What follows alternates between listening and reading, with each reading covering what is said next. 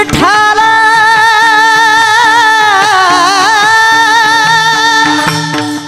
विठ्ठल विठ्ठल विठ्ठल विठ्ठल विठ्ठल विठ्ठल विठ्ठल विठ्ठल विठ्ठल विठ्ठल विठ्ठल विठ्ठल विठ्ठल कुंडली कमर दे हरि विठ्ठल भगवान की जय ज्ञानेश्वर महाराज की जय महाराज की जय रामचंद्र महाराज की जय छत्रपती शिवाजी महाराज की जय गोरोबा काका महाराज की जय विठ्ठल विठ्ठल विठ्ठल विठ्ठल विठ्ठल हिची दान दिगा देवा तुझा विसर न भावा गुण गायी नावडी हेची माझी सर्व जोडी नलगी मुक्ती आणि संपदा किंवा नलगी मुक्ती धन संपदा संत संग देई सदा गुण गायी नावडी हेची माझी सर्व जोडी तुका म्हणे गर्भवासी सुखी घालावे आम्हासी गुण गायी नावडी हेची माझी सर्व जोडी समचरण सरोजम सांद नीलांबुदाभम जगननेतपानं मंडनं मंडनानां तरुण तुलसीमालां कंधरं कंजनेत्रं सदैधवलहासं विठ्ठलं चिंतयामि पांडुरंगा करू प्रथम नमन दुसरे चरण संताची त्यांच्या कृपादाने कथेचा विस्तारू बाबाजी सद्गुरुदास तुका जयांचे केली स्मरण होय सकळ विद्यांचे अधिकरण तेचे वंदू श्री चरण श्री गुरुचे ते नमस्कारुनी आता हेची दान देगा देवा तुझा विसर न भावा गुण गायी नावडी हेची माझी सर्व जोडी प्रस्तुत प्राप्त प्रसंगी प्राप्त स्थळी चिंतन रूपी सेवेकरता निवडलेला अभंग याचे यावत भूतलावर जन्माला आलेल्या जडजीवाचा उद्धार करण्याकरिता आपला देह अखंड झिजवणारे वितराग संपन्न पंचमेध निर्माते महाराष्ट्र भूषण देहू निवासी जगद्गुरु जगदवंदनीय सकल कंठभूषी ज्ञानेश्वरी जगद्गुरु तुकोबाराय यांचा उत्कृष्ट असा चार चरणाचा भगवान पंढरीश परमात्म्याकडे मागणी करणारा अभंग सेवेकरता निवडलेला आहे। या अभंगावर यथामती यथावकाश जशी जमेल अशा प्रकारे थोडंसं मॉनिटर वाढवा, जशी जमेल अशा प्रकारे आपल्या नियोजित वेळेमध्ये सेवा करण्याचा प्रयत्न करूयात। सेवेपूर्वी परिहार द्यायचा तो म्हणजे असा पुण्यभूमी पावन क्षेत्र डिकसळ या आपल्या पुण्यभूमीमध्ये वैकुंठवासी संत रामचंद्र बाबा बोधले यांच्या 43व्या पुण्यतिथीच्या निमित्तानं हा भव्य दिव्य स्वरूपाचा कार्यक्रम या ठिकाणी आयोजित केलेला आहे आणि त्या निमित्तानं ही कीर्तनाची सेवा माझ्यासारख्या छोट्याशा महाराजाकडे आलेली आहे। तुम्ही सर्वांनी एवढा विश्वास माझ्यावर टाकला, मी याच्यात भारावून गेलो बरं का, कारण बोधले घराण्याचं संप्रदायामध्ये किती वजन आहे हे परमार्थ करणाऱ्याला याची चांगली जाणीव आहे। मी विदेशात सुद्धा कीर्तन करून आलो, दुबईला जाऊन आलो, बरोबर आहे ना, पण बोधले घराण्याची जी परंपरा आहे याचं काही वजन विदेशापेक्षाही काही वेगळं आहे हा संप्रदायामध्ये। म्हणून मला अण्णांनी फोन केला, म्हटले महाराज असं असं कीर्तन तुम्हाला करायचं आहे, जमेल का तुम्हाला? अहो म्हटलं तुम्ही विनंती करायची नाही, तुम्ही आज्ञा करायची असते, म्हणून हा येण्याचा योग या ठिकाणी आलेला आहे। या घराण्यामध्ये अनेक संतांची परंपरा आहे। संत शिवाजी महाराज आहेत, संत मानकोजी महाराज आहेत। आमच्या जयवंत महाराजांच्या मुखातून आम्ही नेहमी मानकोजी महाराजाबद्दल ऐकत राहतो की एक पाटील दुसऱ्या पाटलाला भेटायला गेला की शिष्टाचार असा आहे त्या गावच्या पाटलानं बाहेर येऊन भेट घ्यायची, असा इतिहास मी मानकोजी महाराजाबद्दल ऐकलेला आहे।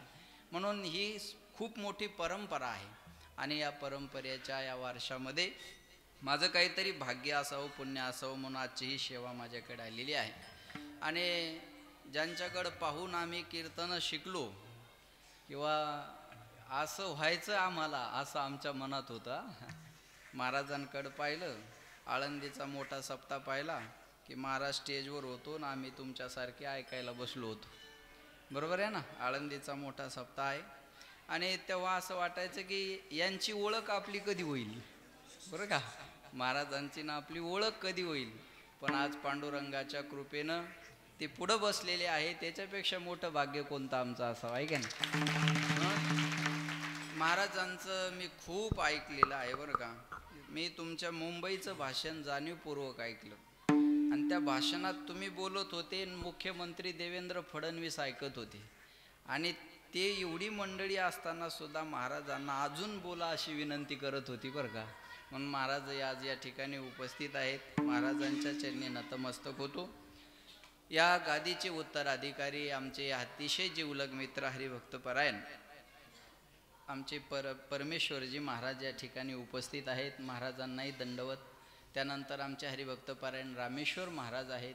आदी करून सगळीच महाराज मंडळी माझ्याबरोबर आलेले माझे जिवलग मित्र भागवताचार्य अमोल महाराज पाटील. आम्ही सोबत शिकलो बाबा आणि आज इथं कीर्तन आहे म्हणून महाराज म्हटले आपण दोघं सोबत जाऊ म्हणून महाराजही आज आवर्जून उपस्थित आहेत. महाराजांनाही धन्यवाद देतो. उपस्थित सर्व गुणीजन महाराज मंडळी ज्यांच्याकडं आता मी चालता चालता मंदिरावर 1-2 मिनटं फक्त थांबलो. संत एकनाथ महाराजांचं मंदिर जे सुंदर बांधत आहे ते आमचे गणेश महाराज जोगदंड आहेत. तेही या ठिकाणी उपस्थित आहेत आणि तुम्ही बहुसंख्येने असणारा श्रोता सर्वांच्या चरणी विनम्र अभिवादन आणि सेवेला सुरुवात. विठ्ठला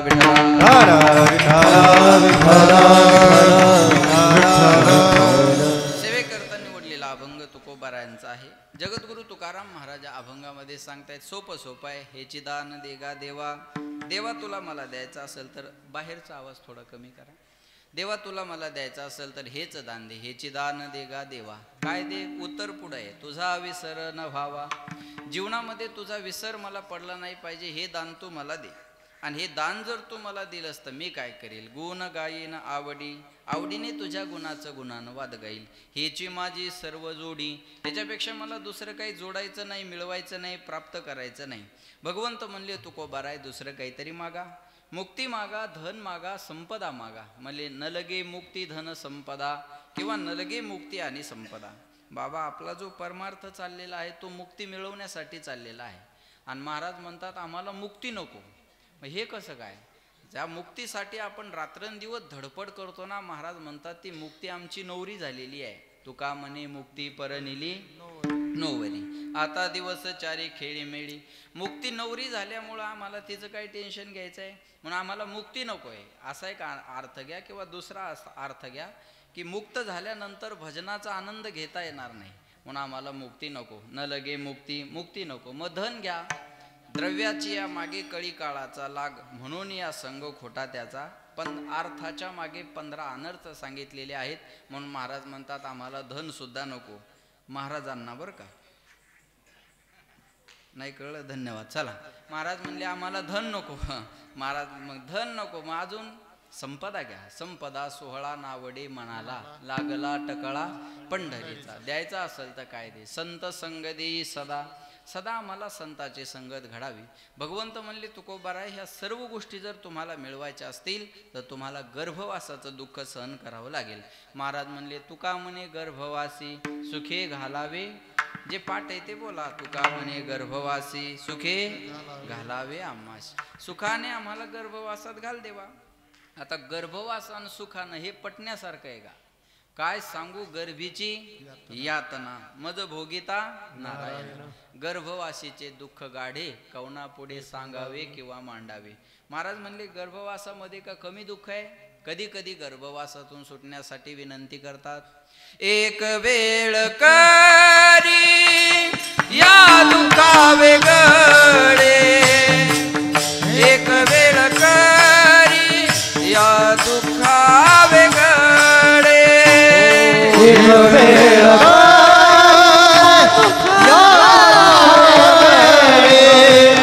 एक वेळ या दुखावे. एक वेळ करी या दुखावे गळे. एक वेळ करी या दुखावे गळे. एक वेळ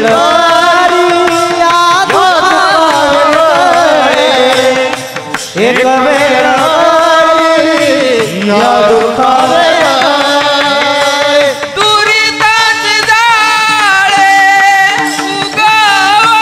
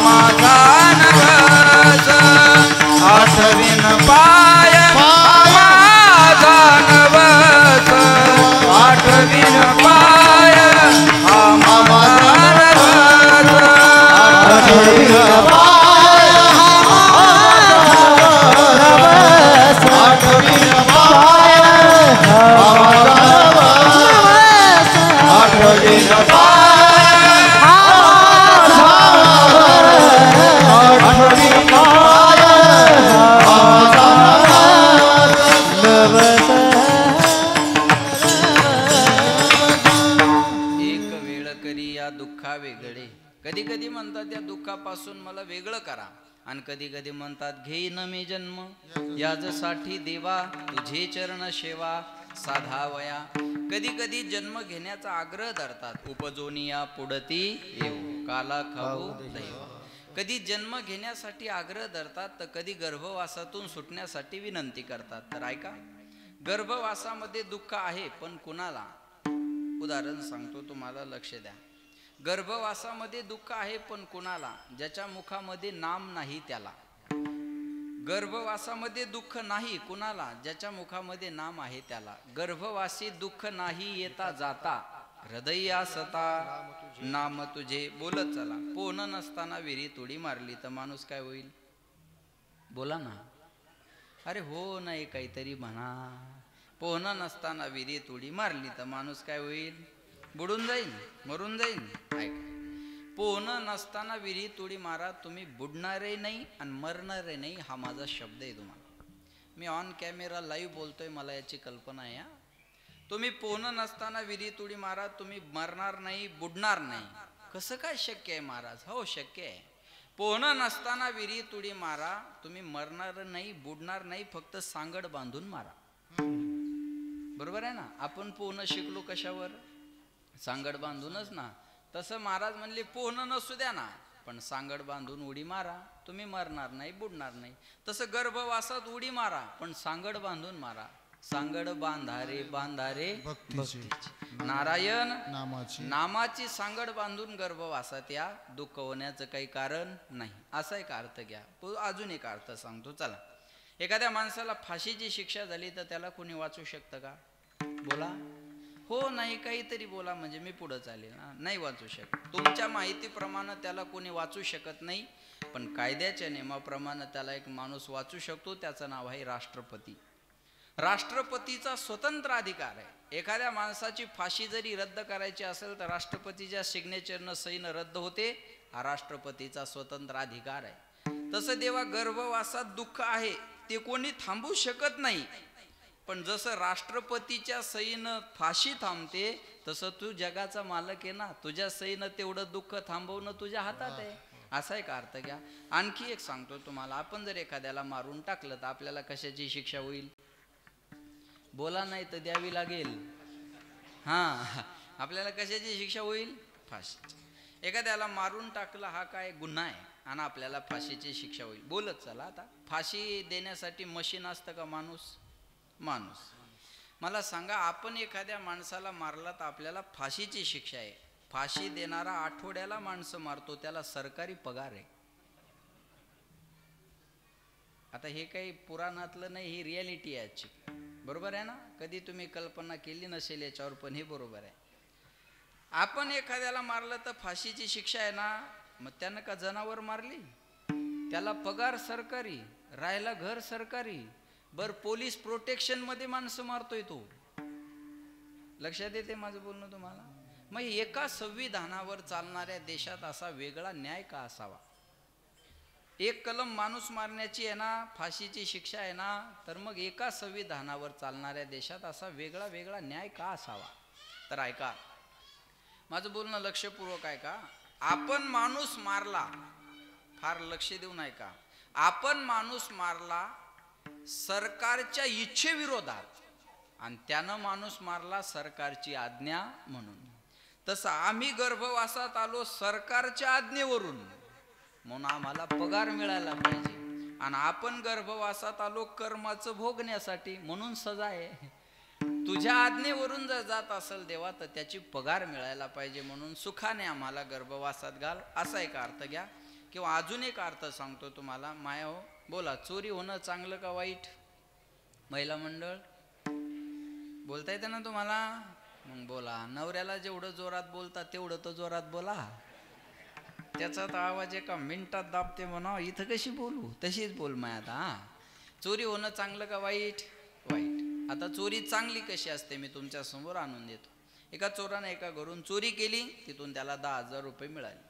पहिलं घर फोडलं, 10,000 रुपये मिळाले. 10,000 त्याचं समाधान झालं नाही म्हणून त्यानं दुसरं घर फोडलं. दुसऱ्या घरून त्याला 5,000 रुपये मिळाले.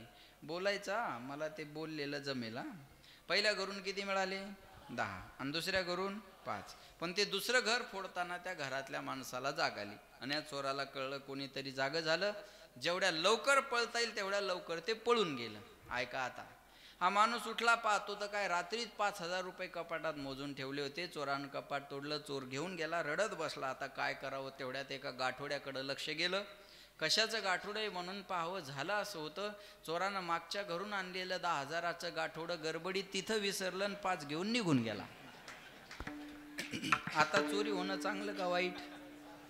हा अहो, तुम्ही वाईट म्हणले ना अगोदर. गेले किती? 1000? 5. आणि मिळाले किती? मग फायदा कितीचा? 5. रोज होऊ द्या ना. एका चोरी मागे जर 5,000चा फायदा असेल तर चोरी चांगली आहे. तसं आहे का? मानलंच तर परमेश्वर बाबा, मानलंच तर गर्भवासाचं दुःख किती दिवसाचं? 9 महिने 9 दिवसाचं. पण 9 महिने 9 दिवसाचं दुःख संपल्यानंतर जो जन्म घेऊन तुझं भजन करायला आयुष्यभर मिळणार आहे, तो फायदा किती मोठा आहे. भय नाही जन्म घेता, भय नाही जन्म घेता, मोक्ष सुखानुलाता, गर्भाशयानुलाता,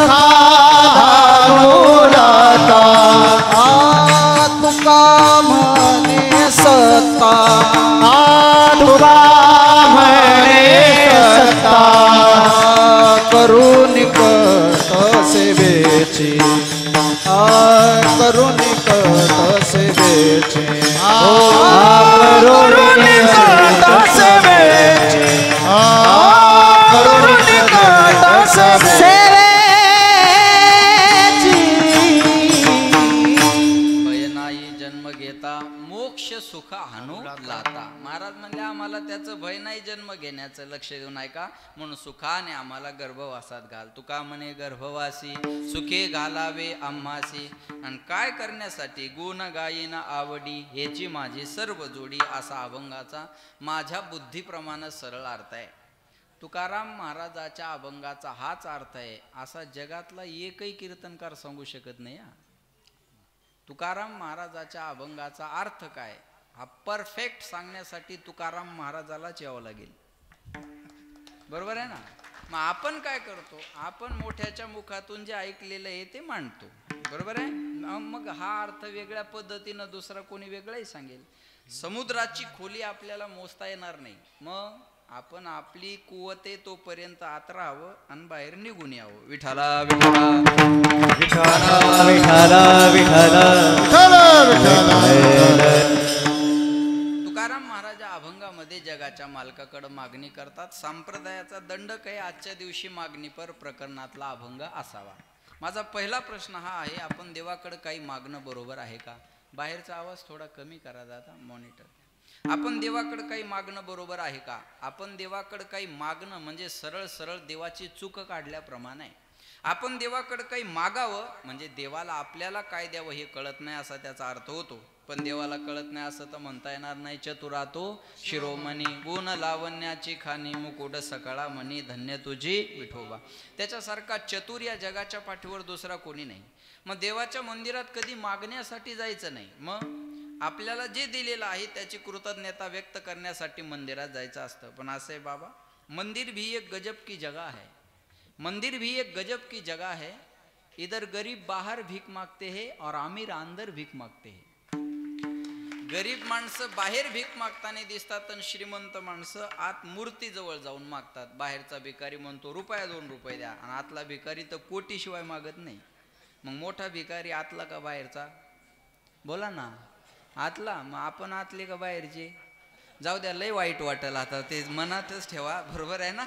महाराज म्हणले देवाच्या मंदिरात कधी मागण्यासाठी जायचं नाही. जे दिलेलं आहे त्याची कृतज्ञता व्यक्त करण्यासाठी मंदिरात जायचं असतं. जेने हा जीव दिला दान, तयाचे करीन चिंतन, जग जीवन नारायण, गायेल गुण तयाचे. महाराज म्हणले एवढा सुंदर नरदेह त्यानं आपल्याला दिला, याची कृतज्ञता व्यक्त करण्यासाठी मंदिरात जायचं असतं. बरं, मागायच्या अगोदर समर्पण करावं लागत असतं. वस्तू समर्पण, तत्व समर्पण, क्रिया समर्पण. पत्रम पुष्पम फलम तोयम योमे भक्त्या प्रयश्यती तदहम भक्ती प्रभूत अश्नामी प्रयतात्मनः. पत्र पुष्प फल तोय जे काय असेल ते भगवंताला समर्पण करत असताना अंतकरणातला भाव चांगला पाहिजे. समर्पणाशिवाय अधिकार मिळत नाही. मी गाडीत येता येता बाबा छान वाचलं, फार मार्मिक आहे. जीवनाचं समर्पण जर चुकलं तर जीवनाचं सरपण व्हायला वेळ लागत नाही. फार गोड वाक्य आहे. जीवनाचं समर्पण चुकलं तर जीवनाचं सरपण व्हायला वेळ लागत नाही. म्हणून समर्पण करत असताना फार विचार करून करत जा बरं का, फार विचार करून. मग महाराज म्हणले देह समर्पिजे देवा, भार काहीच न घ्यावा, होईल आगवा तुका म्हणे आनंदी. आमचा देह तुला अर्पण आहे, आमची वाणी तुला अर्पण आहे, आमचा प्राण तुला अर्पण आहे, आमचं सर्वस्व तुला अर्पण आहे. समर्पणाशिवाय मागण्याचा अधिकार मिळत नाही. ज्यानं महिनाभर काम केलं त्याला महिन्याची पगार मागण्याचा काय आहे? बोला, अधिकार आहे. ज्यानं दिवसभर शेतात काम केलं त्याला दिवसाचा रोजगार मागण्याचा काय आहे? अधिकार आहे. मतदानाच्या अगोदरच्या दिवशी उमेदवाराला पैसे मागणं मतदारांचा काय आहे? अधिकार. धन्यवाद. इथून देशाच्या विकासाला सुरुवात आहे. एकट्या सरपंचाला मोदीला नाव ठेवून फायदा नाही मला. एकट्या सरपंचाला मोदीला नाव ठेवून फायदा आहे का? मतदान आहे ना, ते समर्पण करावं लागेल ना. मतदानाचं समर्पण करावं लागेल, त्याच्या मोबदल्यात तुम्हाला चांगला नेता मिळेल. बरोबर आहे. समर्पणच नाही ना. मी विधानसभेला मतदान करायला गेलो, माझ्या समोर एक त्या EVM मशीन जवळ उभा राहिला. बराच वेळ उभं राहिला. त्याला म्हणलो किती वेळ उभं राहता, करा ना मतदान. तो म्हणे करायचंय हो, पण रात्री कुणी पाजली त्याचं नावच आठवना म्हणे. इथून देशाच्या विकासाला सुरुवात आहे. आपण एखाद्याच्या कपाळाला गंध बघावा, आपल्याला वाटतं सज्जन माणूस, आपण त्याच्या बायकोला म्हणावं बाई तुम्ही भाग्यवान आहात. का बाबा? तुमचे मालक बघा ना किती सुंदर गंध लावतात. ती बाई म्हणते महाराज तुम्ही त्यांच्या गंधावर जाऊच नका, ते रोज कीर्तनाला गेले की नवीन चप्पलचा जोड घरी घेऊन येतात. तुम्ही त्यांच्या गंधाकडे काय बघता? त्यांनी शेजाऱ्याच्या संडासमध्ये उभं राहून फोटो काढला आणि सरकारचे 12,000 रुपये उचलून घरी आणले. तुम्ही त्यांच्या गंधाकडे काय बघता? लक्ष देऊन ऐका. समर्पण पाहिजे ना. माणसाचा स्वभाव कसा आहे माहिती आहे का? हा देश बदलावा असं इथं बसलेल्या प्रत्येकाला वाटतं. देश बदलला पाहिजे. संप्रदायात बी हेच आहे. संप्रदायात बदल घडला पाहिजे. आता हा देश बदलावा असं प्रत्येकाला वाटतं, पण मी बदलावा असं कुणालाच वाटत नाही. जेव्हा मी बदलावा असं वाटेल तेव्हा देश बदललेला दिसेल आपल्याला, पण हे वाटत नाही. देशाने मला काय दिलं हे सातत्याने बोलल्यापेक्षा मी देशासाठी काय केलं हे सांगण्यासाठी आहे आपल्याजवळ. या गावाने मला काय दिलं हे म्हणण्याच्या अगोदर मी गावासाठी काय केलं हे आहे आपल्याजवळ. या समाजाने माझ्यासाठी काय केलं हे म्हणण्याच्या अगोदर मी समाजासाठी काय केलं हे म्हणण्यासाठी आहे आपल्याजवळ. काहीतरी लागेल ना आपल्याजवळ, समर्पण लागेल ना. समर्पणाशिवाय अधिकार मिळत नाही महाराज. साधू संतांच्या जीवनात सर्वस्वाचं समर्पण आहे, मागणं काहीच नाही. आपल्या जीवनात भक्ती ज्याची थोडी, पूर्ण विषयाची गोडी. आपल्या जीवनात भक्ती थोडी आहे आणि मागणं सर्वस्वाचं आहे. साधू संतांच्या जीवनात समर्पण सर्वस्वाचं आहे आणि मागणं काही नाही. म्हणून मागण्याची आस पाहे मुखाकडे, चिंतिल्या रोकडे मनोरथ. महाराजांना मागावं ही देवाची अपेक्षा राहायची, पण महाराज म्हणले वडिलाची रे वडिलाची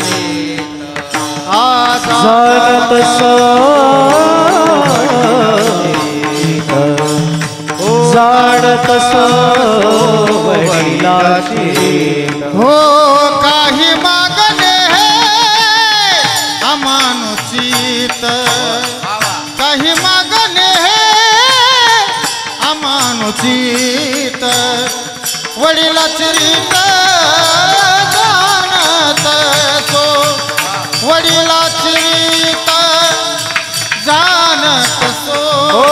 काही मागणे अमानुचित, काही मागणे अमानुचित. वडिलाची रीत जाणत सो, वडिलाची रीत जाणत सो.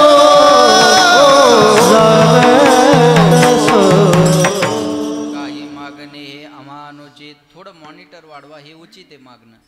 काही मागणे हे अमानुचित. वडिलाची रीत जाणत असो. आमच्या वडिलाची रीत मागण्याची नाही. आता वडील शब्दाचा अर्थ काय? आपल्यापेक्षा वयानं मोठे असतात त्यांना एक वडील म्हणतात, आहे का नाही? म्हणून शाळेत प्रतिज्ञा असते, मी माझ्या वडीलधाऱ्या माणसाची मान कापीन, हा राखीन. हे एक वडील. आपल्याला ज्यांनी जन्म दिला ते एक बोला वडील. आणि महाराज माऊली ज्ञानेश्वरी मध्ये सांगतात, येत वडील जे जे करती तया नाम धर्म ठेवी, यद यद आचरती श्रेष्ठ तत्त देवे तरो जना सयत प्रमाण कुरुते लोकस्तदन वर्तते, येत वडील जे जे करती तया नाम धर्म ठेवीती. वडील म्हणजे थोरा मोठ्यांची परंपरा. आमच्या परंपरेमध्ये मागण्याची रीत नाही. उदाहरण सांगतो, लक्ष देऊन ऐका. प्रश्न लक्षात ठेवजा म्हणजे उत्तर कळेल. आमच्या परंपरेमध्ये मागण्याची रीत नाही. अनिक काही नाही मागणे, अनिक काही नाही मागणे, सुख संपत्ती राज्य चाडधने, ओ सुख संपत्ती राज्य चाडधने, साकडे तुझं पण तुझे भक्ती विने माय बापा,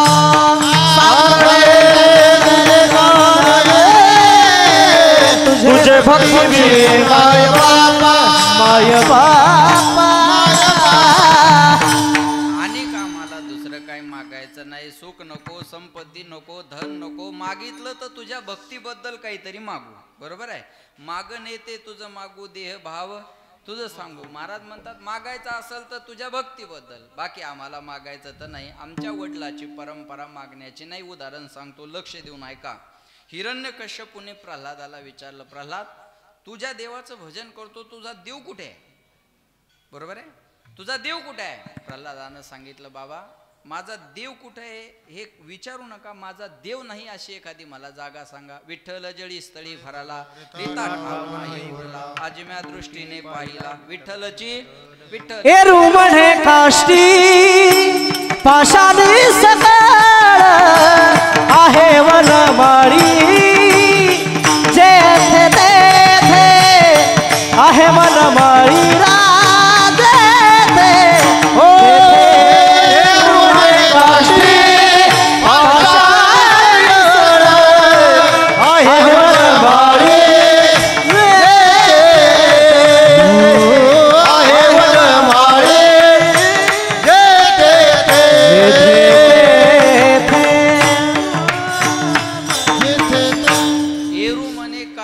काष्टी म्हणजे लाकूड, पाशानी म्हणजे दगड, सकळ आहे वनमाळी जेथे तेथे. देव नाही अशी जागा नाही. कोई कहता है भगवान नजर नहीं आता है, कोई कहता है भगवान नजर नहीं आता है. जब कोई नजर नहीं आता है तो भगवान ही नजर आता है. जेव्हा जग दिसत असताना तेव्हा देव दिसत नसतो. आणि जेव्हा जग दिसायचं बंद होईल ना, तेव्हा फक्त देवच दिसत असतो. तुम्ही आता या पुरातल्या लोकांना विचारा काय दिसतंय. माझं बोलणं कळतंय तुम्हाला? जेव्हा काहीच दिसत नाही तेव्हा देव दिसत असतो. प्रल्हादानं सांगितलं, बाबा माझा देव नाही अशी जागा नाही. सांगितलं या खांबात, हा सांगितलं, खांबावरी लात मारिली दुर्जने, स्तंभी नारायण प्रगटले. कथा भाग मोठा आहे, लक्ष देऊन ऐका. भगवंताने त्याच्यातून नरसिंह अवतार घेतला. नरसिंह अवतार घेतला, एक प्रहार बुक्कीचा केला आणि हिरण्यकश्यपूला खाली पाडलं. हिरण्यकश्यपूला मांडीवर घेतलं, ऐका. आणि हिरण्यकश्यपू देवाला म्हणे, देवा तुम्ही मला मारू शकत नाही. म्हणे का? मला ब्रह्मदेवाने वरदान दिलेलं आहे. काय ब्रह्मदेवाने वरदान? मला आकाशात मरण नाही, मला जमिनीवर मरण नाही, मला घरात मरण नाही, मला दारात मरण नाही, मला दिवसा मरण नाही, मला रात्री मरण नाही, मला पशुकडून मरण नाही, मला मानवाकडून मरण नाही, मला अस्त्राने मरण नाही, मला शस्त्राने मरण नाही, मला सजीवाकडून मरण नाही, मला निर्जीवाकडून मरण नाही. ब्रह्मदेवानं बनवल्यापैकी मला कुणाकडूनच मरण नाही. अहो एवढंच काय, 12 महिन्यात मला कोणत्या महिन्यात मरण नाही. कसं काय मारणार तुम्ही मला बोला. आता हे एवढे वरदान एकीकडं आणि आपल्या कोरोनाच्या 3 लसा एकीकडं.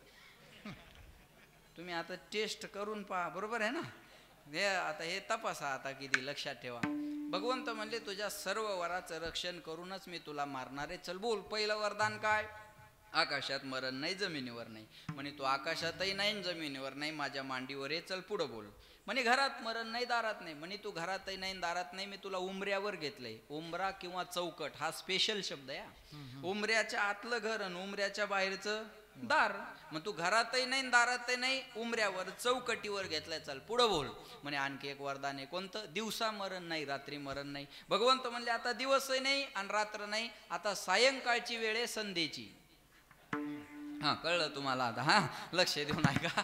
आपल्या संध्येची सांगितली बरं का. सायंकाळची वेळ आहे म्हणजे रात्र व्हायची असते आणि दिवस मावळलेला असतो, ती सायंकाळची वेळ. लग्नाचा मुहूर्त असतो, गोरज मुहूर्त. गाई गावात येताना जी रज उडते तो वेळ गोरज, बरोबर आहे ना? लक्षात ठेवा. म्हणे आकाशात मरण नाही, जमिनीवर नाही, घरात नाही, दारात नाही, दिवसा नाही, रात्री नाही. आणखी बोल. म्हणे आणखी एक वरदान आहे, कोणतं? पशुकडून मरण नाही, मानवाकडून मरण नाही. मी तुला पशु दिसतो का मानव? बोल. अरे मानव म्हणावं तर शिरसिंहाचं आहे आणि पशु म्हणावं तर धड माणसाचं आहे, म्हणून नर आणि सिंह. आणखी काय वरदान आहे? बोल. म्हणे ब्रह्मदेवानं बनवल्यापैकी मला कुणाकडून मरण नाही. अरे वेड्या, म्हणे तुझ्या ब्रह्मदेवाला बनवणारा मी आहे. माझ्या नाभीतून कमळ निघालं त्याच्यातून ब्रह्मदेवाचा जन्म झाला. मी ब्रह्मदेवाला बनवलेला आहे, त्यांनी मला बनवलेलं नाही. चल पुढं बोल. म्हणे आणखी वरदान आहे, मला अस्त्राने मरण नाही, मला शस्त्राने मरण नाही. भगवंत म्हणले तुला मारायला AK-47 रायफल गन मी काहीच आणलेलं नाही, माझ्या लांब लांब नखानं मी तुला मारणार आहे. म्हणे आणखी एक वरदान आहे. काय? आणखी एक वरदान आहे. काय? लक्ष द्या माझ्याकडे. 12 महिन्यात मला कोणत्या महिन्यात मरण नाही. आता काय करसाल बोला. म्हणले तुझ्यासाठी स्पेशल 13वा महिना मी काढलेला आहे, अधिक मास. अधिक म्हणजे जास्तीचा, मास म्हणजे महिना. दुष्काळात जमला. आता कसं आप्पा म्हणन तसं. विठाला विठाला विठाला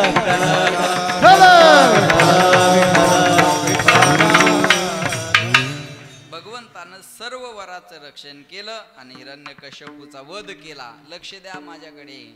आणि मग भगवंताचा राग शांत होत नव्हता.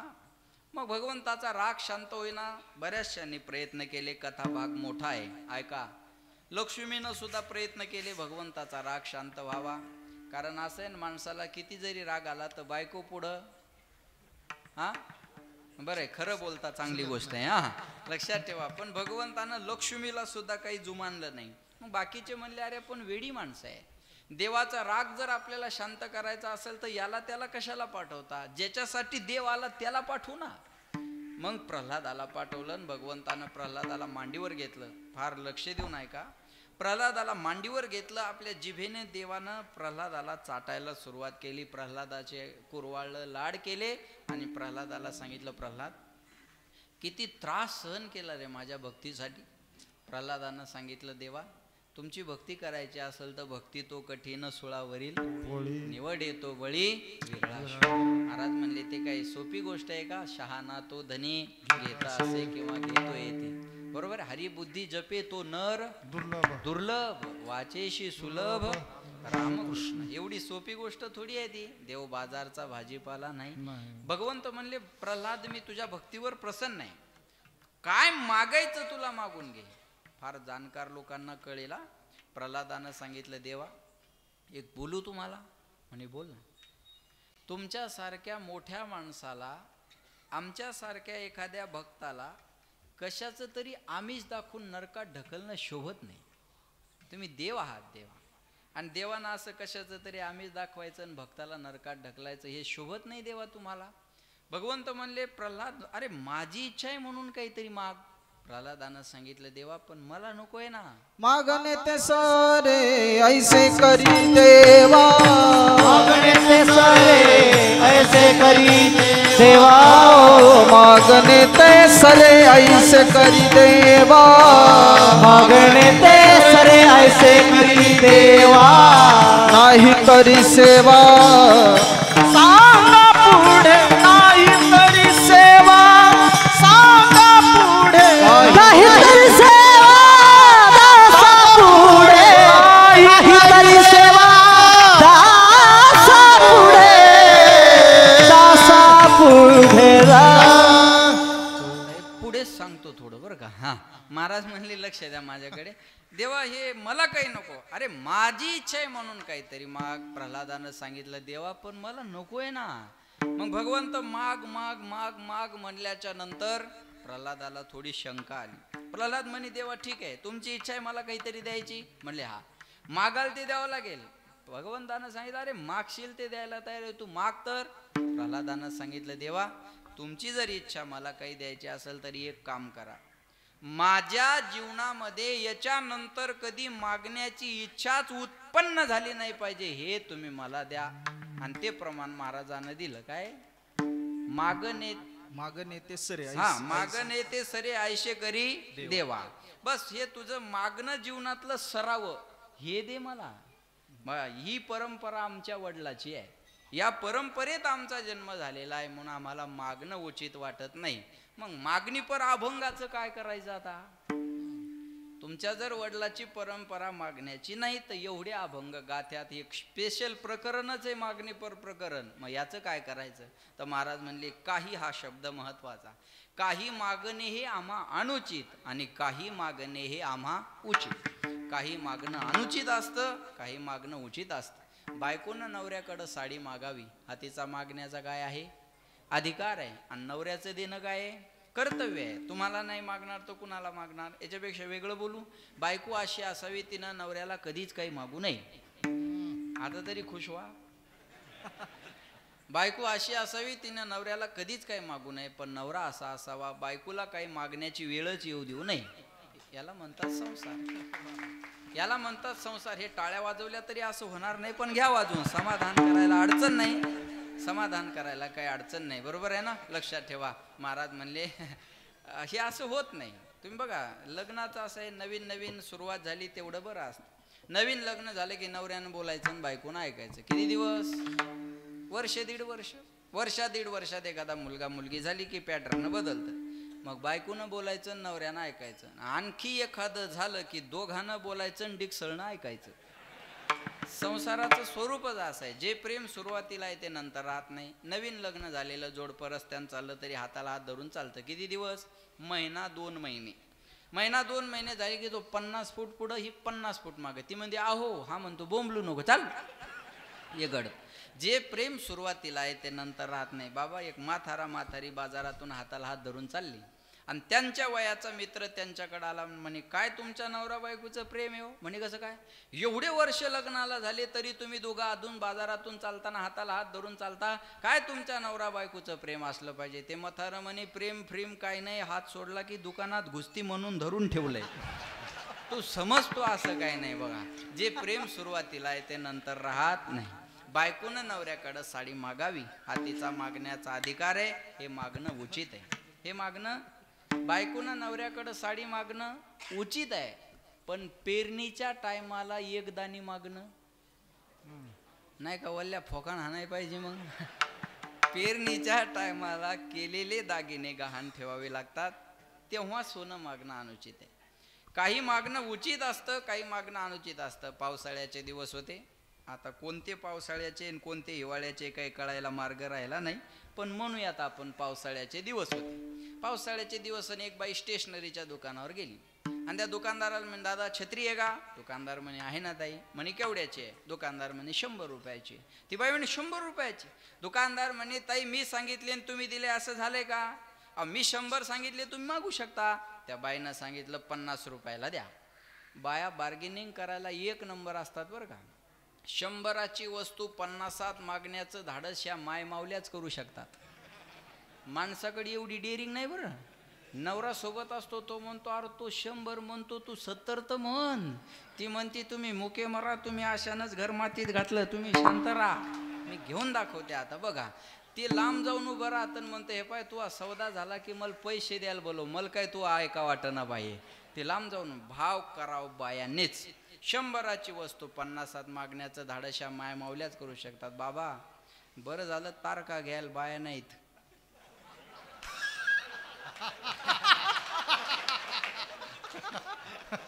नाही तर महाराज डिझेलवरच मेला असता. त्याला जेवून खाऊन 500 उरले असते. बा जेवून खाऊन लय काटकसर चालली असते ना. ते महाराज म्हणले असते ताई मला लांब यायला. बाबा येतानी तर उतारच आहे बरं, तुम्हाला तेल तरी लागणार आहे का? काहून असे करायले तुम्ही? बरोबर आहे का नाही? हे मोकळ्या मनाईन माणसाकडे म्हणून गाड्या घोड्या चालू आहेत आपल्या. नाही ते सोपं नाही ना महाराज, लक्षात ठेवा. ती म्हणे 50 रुपयाला द्या.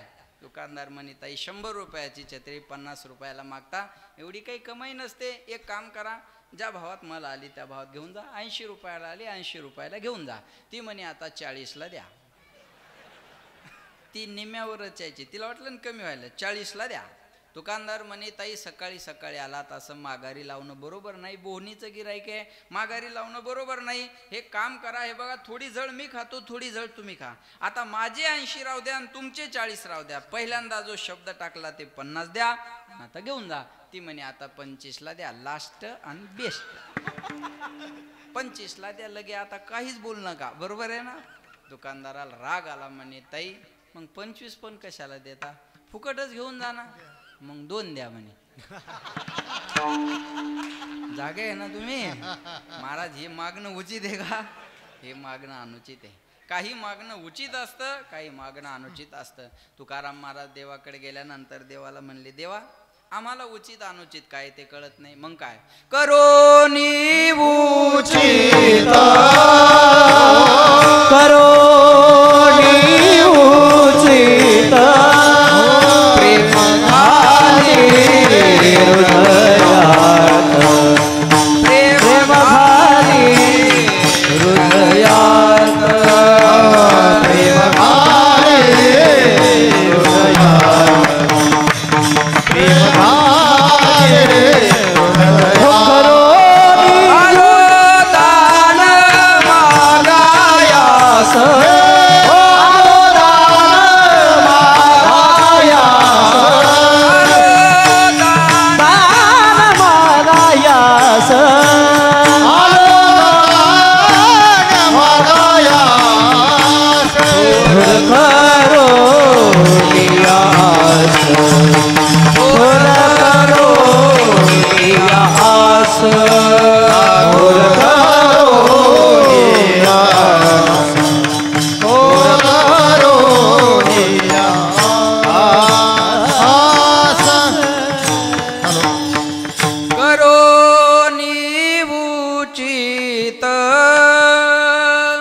प्रेम घाली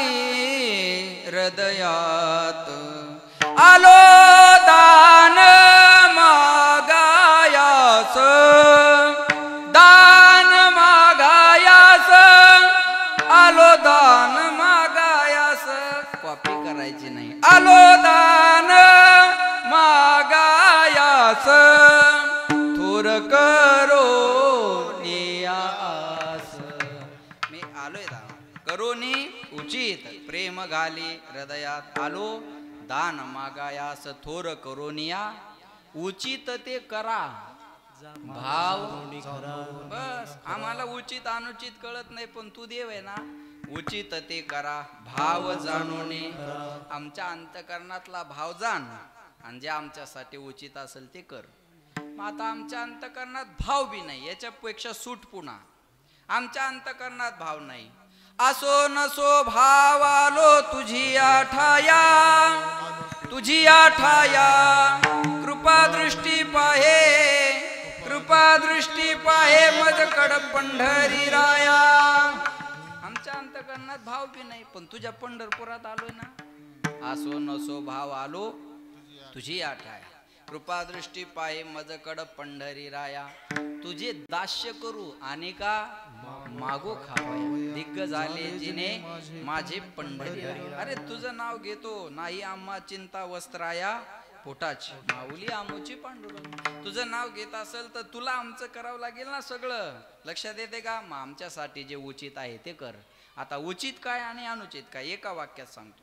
देवाकडे जाऊन देव सोडून सर्व काही मागणं म्हणजे अनुचित मागणं, आणि देवाकडे जाऊन देवाला मागणं म्हणजे उचित मागणं. तो मज व्हावा, तो मज व्हावा, वेळोवेळा व्हावा पांडुरंग. मग देवा तुला द्यायचा असेल तर हेच दे, तुझा विसर व्हावा, तुझा विसर व्हावा, तुझा विसर व्हावा, तुझा विसर. हेची दान देगा देवा, हेची दान देगा देवा, हेची दान देगा देवा, हेची दान देवा देवा. तुझा विसरण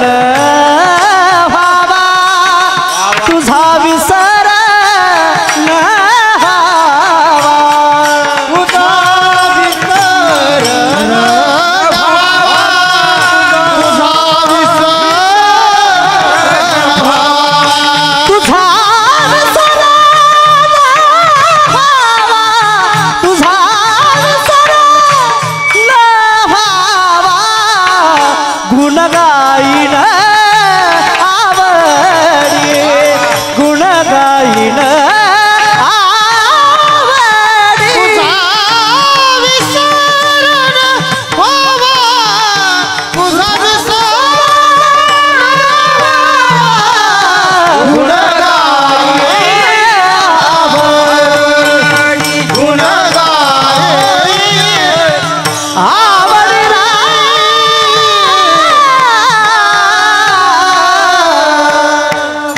क्या बात आहे. वा वा वा गोड. महाराज म्हणले काय गोड आवाज आहे हो तुमचा.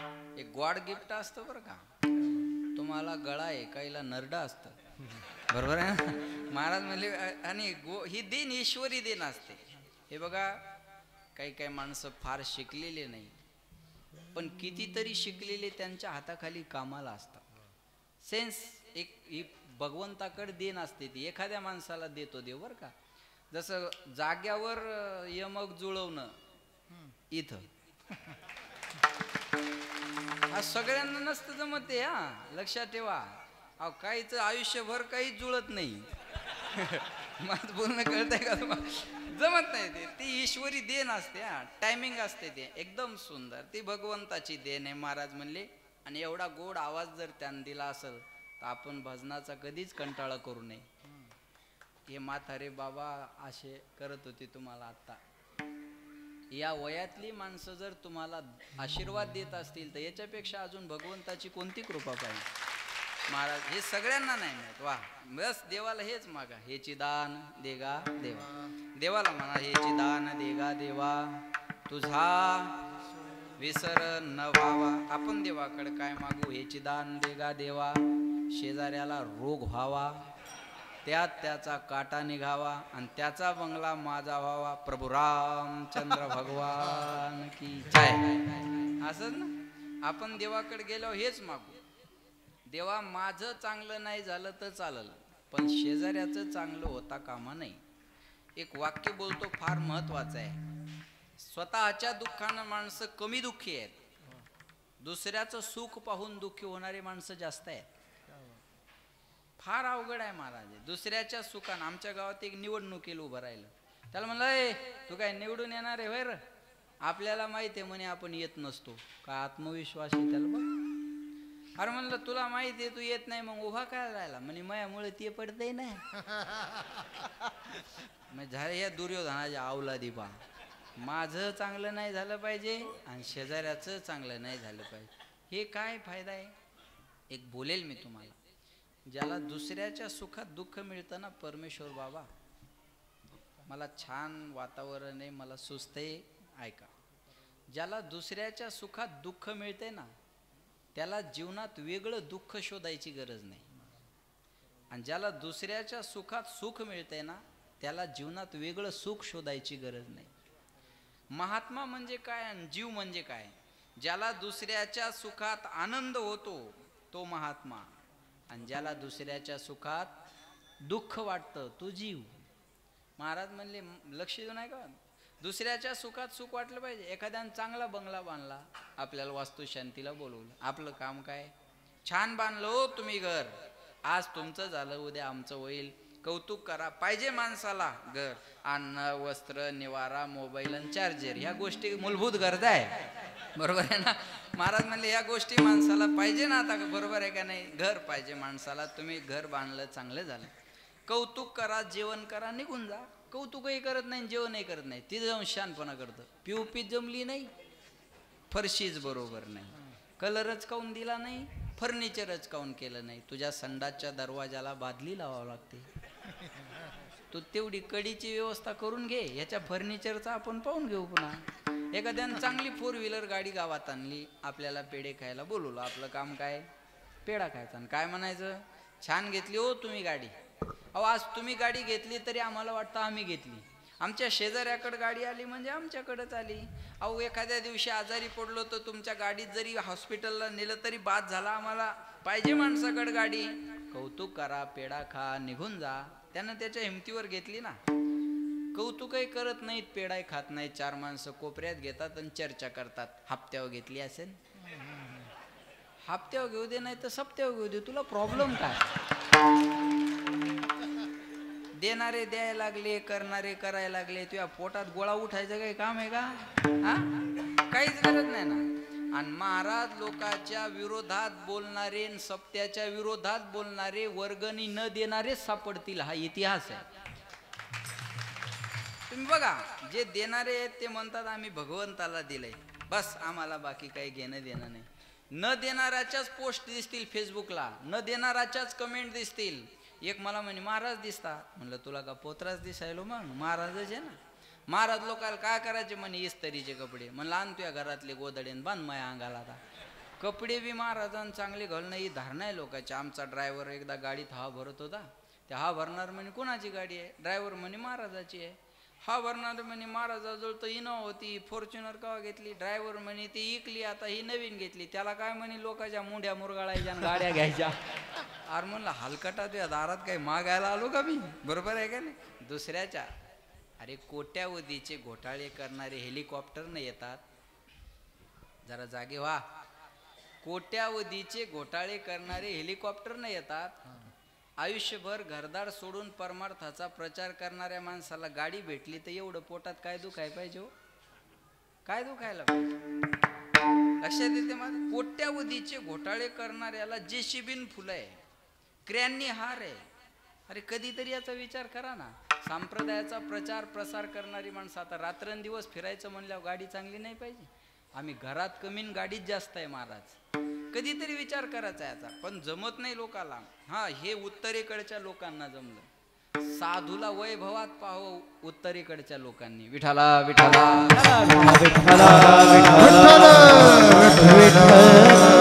दुसऱ्याच्या सुखामध्ये ज्याला सुख होतं तो साधू. तुका मन सुखे पराविया सुखे, अमृत हे मुखे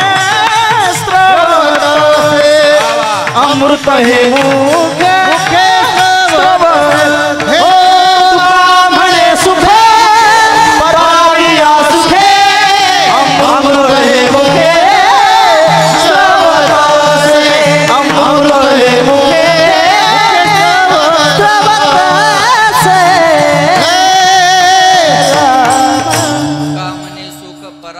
सुखे अमृत हे मुखे श्रवत.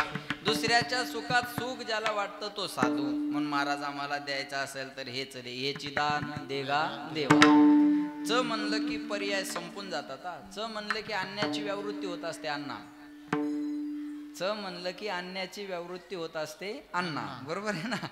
च म्हणलं की पर्याय राहत नाही. आता मी जर म्हणलं असतं अण्णा मला जरा असं अडचण आहे, मी ह्याला पाठवतो त्याला पाठवतो ना, माझ्यापेक्षा चांगले ना, ऐकून बघा. ते म्हणले असते महाराज तुम्ही आम्हाला काहीच सांगू नका, तुम्ही आलंच पाहिजे. इथं तर तसं कोणी म्हणणारच नाही, पण उदाहरण आहे, तुम्ही आलंच पाहिजे. च म्हणले की पर्याय संपले. च म्हणले की अन्याची व्यावृत्ती होत असते. बोलत चला सुंदर ते ध्यान. बोला. उभे विटेवरी करकटेवरी तुळशी हार गळा, आवडे निरंतर हे ध्यान. हेच ध्यान. तुझे अनेक ध्यान आहेत ते आमच्या ध्यानात बी नाही आहेत. कळलं माझं बोल? तुझे अनेक ध्यान आहेत, अनेक रूप आहेत, त्याचा आम्हाला घेणं देणं नाही. आवडे निरंतर हे ची ध्यान. च म्हणले की अन्याची व्यावृत्ती होत असते. एक आईचे 3 पोरं रडायला लागली. आई बाहेरून आली, मोठ्याला म्हणे काय झालं तुला रडायला? तो म्हणे 10 रुपये पाहिजे. देते 10 रुपये, रड नको. छोट्याला म्हणे तुला काय झालं रडायला? तो म्हणे बिस्किटचा पुडा पाहिजे. देते बिस्किटचा पुडा, रडू नको. त्याच्यापेक्षा छोटा असतो त्याला रागवत नाही. तुला काय झालं रे राजा रडायला? तुला 10 रुपये देऊ का? आई स्वतःहून म्हणते. तुला 10 रुपये देऊ का? तो म्हणतो नको. तुला बिस्किटचा पुडा देऊ का? तो म्हणतो नको. तुला खेळायला देऊ का? तो म्हणतो नको. तुला खाऊ देऊ का? तो म्हणतो नको. अरे राजा मग पैसे नको, बिस्किट नको, खेळाय नको, खाऊ नको, रडतो का? ते म्हणता आई मला पैसे नको, बिस्किट नको, खेळाय नको, खाऊ नको, मला याच्यापैकी काहीच नको, फक्त तू मला सोडून कुठंच जाऊ नको, मला तू पाहिजे. हेची. आणि जसं हे गोंडस बाळ लहानपणी म्हणतं का नाही आई मला फक्त तू पाहिजे, तसं तांदळाचा झटका लागल्यावर बियान हेच म्हणाय पाहिजे. पण ते तांदूळ फेकून आणल्यामुळं काय स्क्रू ढिल्ले होतात का काय मला कळत नाही बा. जे लहानपणी म्हणतो आई मला तूच पाहिजे, ते लग्न झाल्यावर बायकोला म्हणतो मला कळलं तुम्हाला, बरोबर आहे ना? अरे हे बघा, लग्न झाल्यावर आई मला तूच पाहिजे म्हणण्यासाठी माणूस पुरुष लागत असतो. आता याच्यापेक्षा इज्जत नाही घालवता येणार मला, हा लक्षात ठेवा. हे म्हणण्यासाठी माणूस पुरुष लागत असतो ना. आई मला तू पाहिजे, लक्षात ठेवा. आई मला तू पाहिजे, तसं देवा मला तू पाहिजे. तुझ्या नाथाचा दाता दुःख मोहना सावयाची शरण आलो तुझा आता तारी कृपा बनता माया तुझ्या दुःख मोहना सावयाची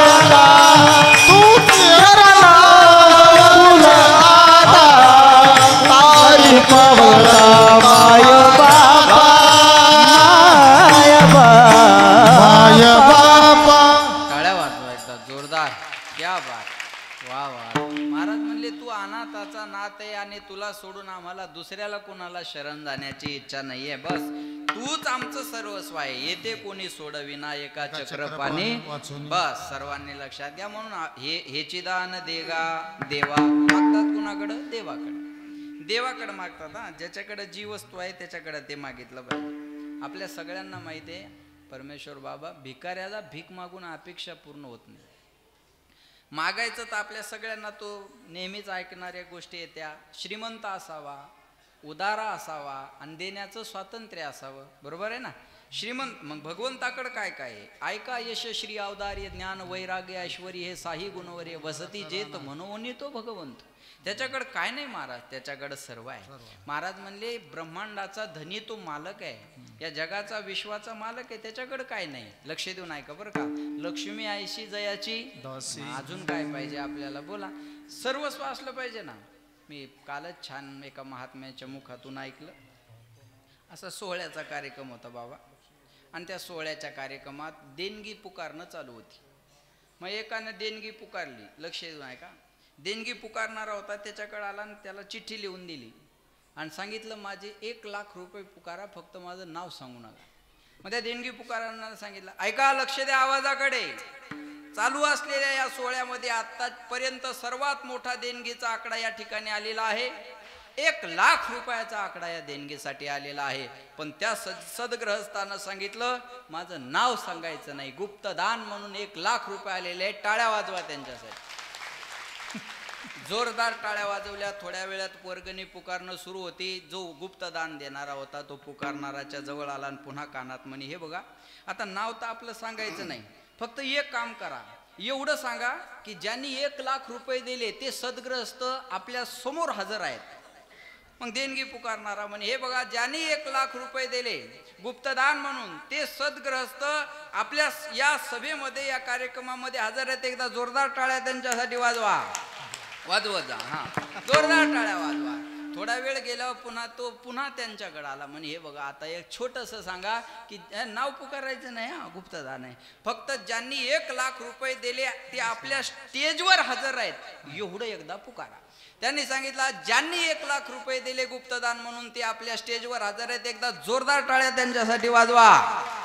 थोडा वेळ गेला आणि पुन्हा हा 1 लाख रुपये देणारा त्या सांगणाराच्या कानात म्हणे आता एक फक्त शेवटचं सांगा की ज्यांनी 1 लाख रुपये गुप्तदान म्हणून दिले ते स्टेजवरच आहेत आणि पलीकडच्या 2 खुर्च्या सोडून ते बसलेले आहेत. माझं बोलणं कळतंय ना तुम्हाला? हा, याने पुन्हा ऐका, आवाजाकडे लक्ष द्या. ज्या सद्ग्रस्ताने आपल्या सोहळ्यासाठी 1 लाख रुपये दिलेले आहेत ते सद्ग्रस्त या स्टेजवर पलीकडच्या 2 खुर्च्या सोडून बसलेले आहेत आणि त्यांच्यासाठी एकदा जोरदार टाळ्या. बा. आणि महाराज आता एवढं सांगितल्यावर राहिलं काय गुप्तदान सांगायचं. आणि मग हे कमिटी ती चेक घेऊन बँकेत गेली. चेक घेऊन बँकेत गेली आणि बँकेत गेल्यानंतर बँकेवाल्या मॅनेजरनं सांगितलं हा चेक चालत नाही, हा चेक चालत नाही म्हणले. आणि मग म्हणले कसं काय चालत नाही? अहो म्हणे याच्यावर सहीच नाही आहे, सिग्नेचरच नाही आहे. ती कमिटी आली म्हणे अहो तुम्ही हे 1 लाख रुपये दिले पण या चेकवर सही केली नाही ना. देणारा सद्ग्रस्त म्हणे गुप्तदान आहे ते, नाव कशाला टाकायला जमेल? नाही कळलं का तुम्हाला? सही कशी करायला जमेल? आशाकडं मागून फायदा होणार आहे का? तुम्ही मला सांगा. आशाकडं मागून फायदा होणार नाही. मागायचं तर देवाकडं मागावं. ऐसा तो समर्थ ब्रह्मांडाचा म्हणून हेची दान देगा देवा. मागतात कुणाकडं? देवाकडं. ज्याच्याकडं जी वस्तू आहे त्याच्याकडं ते मागावं. कोणी भज्याच्या दुकानात गेला आणि म्हणला मला UPSC ची तयारी करायची, डिक्शनरी द्या, मिळेल का? नाही. कोणी चप्पलच्या दुकानात गेला आणि म्हणला मला पावशेर पेढे द्या, मिळतील का? नाही मिळणार. चप्पलच्या दुकानात चप्पल मिळेल, पेढ्याच्या दुकानात पेढा मिळेल. बरोबर आहे ना? अहो ते जे ठिकाणं ठरलेले आहेत ना, औषधालय म्हणजे औषधीचं दुकान, पुस्तकालय म्हणजे पुस्तकाचं दुकान, देवालय म्हणजे देवाचं भांडार, विद्यालय म्हणजे विद्येचं भांडार. बरोबर आहे? तसं भगवंतानं गीतेत याला बोर्ड लावलं, दुःखालयम शाश्वत. याच्यामध्ये शाश्वत दुःख भरलेलं आहे. दुःखालय म्हणजे दुःखाचं भांडार. लक्ष देऊन ऐका. मागायचं तर देवाकडं मागावं. एक हनुमंतरायाचा भक्त होता, एवढा एकनिष्ठ भक्त होता. प्रकाश बाबा वार कोणता जरी असला तर अभंग शनिवारचेच म्हणायचा, एवढा एकनिष्ठ भक्त होता. आणि एवढा एकनिष्ठ भक्त असल्यामुळं हनुमंतराय त्याच्या भक्तीवर प्रसन्न झाले. जसं आपल्या रामचंद्र बाबांच्या शेवटच्या विधीला हनुमंतराय या वानराच्या स्वरूपात इथं आली होते ना, त्या भक्तीवर प्रसन्न होऊन तसं हनुमंतराय त्याच्या भक्तीवर प्रसन्न झाले आणि म्हटले माग तुला काय मागायचं तर. ते म्हणे देवा तुम्ही सोडून माझं या जगामध्ये दुसरं कोणी नाही. माझं काय सुख दुःख असेल ते मी तुम्हाला सांगू शकतो. माझं सुख दुःख मांडण्यासाठी या जगात मला दुसरी जागा नाही. हनुमंतराय म्हणले वेड्या मी प्रसन्न झाले. काय दुःख आहे तुला मला सांग ना, काय दुःख आहे मला सांग. नाशे रोग हरे सब पीरा, जपत निरंतर हनुमत बीरा, भूत पिशाच निकट नहीं आवे, महावीर जब नाम सुनावे. काय पाहिजे तुला? सब सुख लेहे तुम्हारी शरणा, तुम रक्षक काहू को डरना. काय पाहिजे मला सांग ना, मी द्यायला तयार आहे. सगळं काही माझ्या जीवनात आलवेले म्हणे देवा. एक दुःख माझ्या जीवनात आहे. म्हणे कोणतं? माझं लग्न तेवढं होत नाही, तेवढं तुम्ही करून द्या. कुणाला म्हणला? बोला कुणाला? हनुमंतरायाला. माझं लग्न तेवढं होत नाही, तेवढं तुम्ही करून द्या. आता या दुःखानं अनेक भक्त सध्या बी दुःखी येतात. पहिल्यानं असं म्हणायचे चांगली बायको मिळाय काय लागतं? नशीब. आता बायको मिळायलाच नशीब लागतं. मी एका पोराला म्हणलं तुला लग्नासाठी पोरगी कशी पाहिजे? म्हणे फक्त जिवंत, बाकी अपेक्षाच राहिली नाही म्हणे आपल्या. आता ते म्हणे देवा माझं लग्न तेवढं करून द्या. हनुमंतराय म्हणले वेड्या मी या भानगडीत कधी पडलो नाही रे, मी या भानगडीत कधी पडलोच नाही. म्हणे हे बायकून लग्न सोयरीकन या भानगडीत मी कधी पडलो नाही. म्हणे तू चुकीच्या दुकानात आलास, चुकीच्या दुकानात आलास, हे मी तुला देऊ शकत नाही. ते म्हणे हे बघा मी तुम्हाला सोडून दुसऱ्याला कुणाला म्हणू शकत नाही देवा, तुम्ही काय करायचं ते करा पण माझं लग्न तेवढं करून द्या. हनुमंतरायाच्या लक्षात आलं म्हणे अरे आपल्याला जमत नाही म्हणे, पण आपल्या मालकाला चांगलं माहिती आहे ना, प्रभू रामचंद्राला.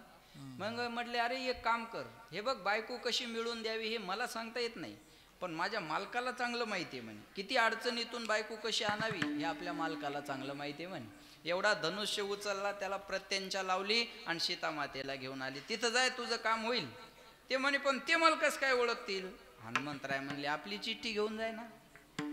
आणि हनुमंतरायानं चिठ्ठी दिली आणि तो प्रभू रामचंद्राच्या मंदिरात आला. प्रभू रामचंद्राकडे आला आणि प्रभू रामचंद्राच्या हातात चिठ्ठी दिली. प्रभू रामचंद्रानं चिठ्ठी वाचली. मी माझा एक भक्त तुमच्याकडे पाठवत आहे, काही करून तुम्ही त्याचं लग्न करून द्या, कळावे आपले हनुमंतराय. प्रभू रामचंद्रानं चिठ्ठी वाचली आणि हसायला आलं. हनुमंतराय या भानगडीत कधीपासून? हनुमंतराय या भानगडीत कधीपासून? पण म्हटले आपल्या हनुमंताची इच्छा आहे ना, देऊ याचं लग्न लावून. त्याला मुक्काम करायला सांगितलं आणि त्याचं लग्न लावून दिलं. घरी गेला. घरी गेल्यानंतर 2 महिने सुरळीत संसार चालला. 2 महिन्यानंतर पंढरपूरची वारी जवळ आली. पंढरपूरची वारी जवळ आली का यानं पेशवे भरायला सुरुवात केली. बायको म्हणे कुठं निघाले? म्हणे पंढरपूरच्या वारीला. बायको म्हणे मला यायचं. तो म्हणे हे बघ पंढरपूरच्या वारीला जाणं म्हणजे काय पुण्याच्या सारसबागमध्ये फिरून येणं नाही. लाख अडचणीला तोंड द्यावं लागत असतं. चालायची सवय नसते तर पायाला फोड येतात. चप्पल घातली तर ती पण चावते, चप्पल काढली तर खडे टोचतात. ऊन आहे, वारा आहे, पाऊस आहे. मी म्हणतो वारी ज्यानं केली तोच वारी काय आहे ते सांगू शकतो. वारी हा लेखाचा आणि व्याख्यानाचा विषय नाहीये, वारी हा अनुभवण्याचा विषय आहे. यांना विचारा वारी, यांना विचारा वारी, आपल्या परंपरेला विचारा वारी. वारी काय सोपी आहे? ती म्हणे हे बघा लाख अडचणी असू द्या पण मला येऊ द्या ना. वाचावी ज्ञानेश्वरी आणि डोळा पहावी पंढरी. पंढरपूरला गेलं पाहिजे, मला येऊ द्या. बालाट्ट, राजाट्ट, स्त्री अट्ट पुरवावं लागतो. निघाले दोघं मजलदार मजल करत पंढरपूरला पोहोचले. पंढरपूरला आल्यानंतर हा एकादशीची प्रदक्षिणा करायला निघाला. बायको म्हणे कुठं निघाले? तो म्हणे प्रदक्षिणा करायला. बायको म्हणे मला यायचं. तो म्हणे हे बघ आता हट्ट करू नको, रस्त्याचं वेगळं होतं, चुकलं उकलं तर दिंडी नंबर सांगून विनेकऱ्याला जवळ धरून दिंडीत जाता येतं. पण पंढरपुरात जर चुकली तर पंढरी आठवते. पंढरीत जर चुकलं तर पंढरी आठवते. ती म्हणे हे बघा एवढ्या दिवस वारी केली प्रदक्षिणा जर नाही केली तर काय फायदा आहे? नामा म्हणे प्रदक्षिणा त्याच्या पुण्या नाही गणना. आम्ही फक्त थोडं बाजूला केलं, बाकी सारखंच आहे सगळं. हा, नामा म्हणे प्रदक्षिणा त्याच्या पुण्या नाही गणना. म्हणे मला वारी केली आणि प्रदक्षिणा नाही केली म्हणल्यावर फायदा आहे का? मला येऊ द्या ना, मी तुमच्या हाताला धरते. असंच असतं बघा. जुनी बाई एखाद्या नव्या बाईला जर वारीला चल म्हणली तर ती नवी बाई जुन्या बाईला म्हणते बाई मी तर सांगितलं पाहिलं म्हणे. त्या बाया रडतात चुकल्यावर, टीव्हीला दाखवतात आणि गर्दी असते. ती म्हणे अगं तुला काय करायचं, मी येणं चल माझ्याबरोबर. मग ती नवी बाई काय म्हणते बघा, मी येते पण तुमच्या पदराला धरून चालल. ती म्हणते पदराला धर पण चल. आणि ते पदराला धरून चालत असते बघा. गर्दी असो नसो ती बाई काय, आणि गर्दी नाही म्हणायचं कामच नाही ना. पदराला धरून चालते बघा. पाऊस यायला पाहिजे मग लय मजा. पाऊस आलं की ते पानकापडं अंगावर घ्यावं लागतात आणि ते पानकापडं सगळे एकाच कलरचे असतात. ती जुनी बाई पटकन कापड काढते, तिचं वरच ठेवलेलं असतं, तिला माहिती असल्यामुळं अंगावर घेते निघते पुढं आणि दुसऱ्याच पानकापडाला धरून दिवसभर चालते. आणि पाऊस उघडल्यावर ती बाई कापड काढते. ही म्हणते आमची माणसं कुठे? आम्हाला काय माहिती तुमची माणसं कुठे? म्हणे माय असंच कापड होतं. अहो म्हणे कापड सगळे असेच येतं आणि तुम्ही असं कसं म्हणता? अवघड आहे. आणि ते अवघड काम आहे ना, चुकलं की अवघड आहे बघा. मी पण दिंडी मालक आहे म्हणून मला माहिती आहे ते, आहे का नाही. मग ते म्हणे मी हाताला धरते. दोघांनी हाताला धरलं आणि प्रदक्षिणा करायला निघाले. अण्णा वाळवंटात आले पुंडलिकरायाच्या मंदिराजवळ. पुंडलिकरायाच्या मंदिराजवळ किती गर्दी असते हे ज्यानं एकादशीची प्रदक्षिणा केली त्याला माहीत. जिकडं जायचं तिकडं फक्त तोंड करून उभं राहायचं. आपोआप लोट ढकलत नेतात लोक. एखादा जर इकडं चालला ना, ऐ तिकडे तिकडं, ते म्हणतो मला तिकडे जा, चल तिकडून तिकडून इकडून नाही चाल. ते जमत नाही महाराज. मध्ये ढकलत ढकलत एक भली मोठी दिंडी आली ना, या दोघांच्या मध्ये हात सुटला. बायको एकीकडे नवरा एकीकडे. बरं आता वारकऱ्याच्या लाईनीत वारकरी घुसू देत नाही. जायचं असेल तर झेंड्या समोरून जावं लागतं. आता बायको एकीकड नवरा एकीकड, 200-300 माणसाची दिंडी पास होईपर्यंत तर बायको दिशेन अशी जाईल. आता किती टेन्शन बघा. पहिलीच एवढ्या अडचणीतून मिळवली आणि ती या गर्दीत हरपली. बरं बायको हरपल्यावर कमी टेन्शन आहे का? मायबाप हरवल्यावर लोक लय ताण घेत नाही. टणक हे म्हणतात म्हातारं, काय टेन्शन घ्यायचं काम नाही. बायको हरपल्यावर चेहरा पाहायला पाहिजे, असा फोटो काढण्यासारखा होतो. आम्ही नवीनच दिंडी काढली बाबा. हे अमोल महाराज, मी, एक मधुकर महाराज आणि एक गणेश महाराज. चौगाच्या गावची माणसं. नवीन तेव्हा आळंदीला दिंडी काढायची वा.